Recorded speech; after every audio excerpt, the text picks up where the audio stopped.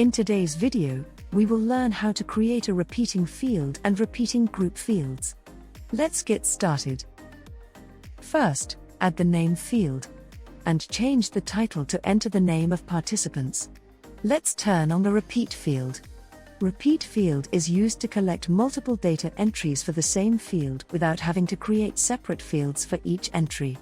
Now specify the number of times you want the user to repeat this field. Click on Publish. Add More will appear next to the field.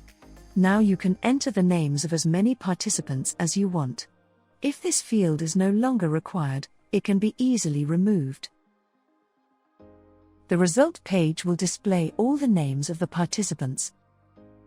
Similarly, the repeater group will repeat the group of fields. Here we have the job application form. We want to collect information about the candidate's previous work experience.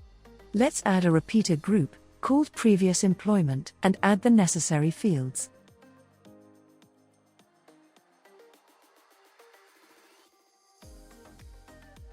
Our form is ready. This entire group of fields repeats a maximum of 3 times. Let's see how it works. Enter all the details here. You can enter the details of up to 3 previous work experiences.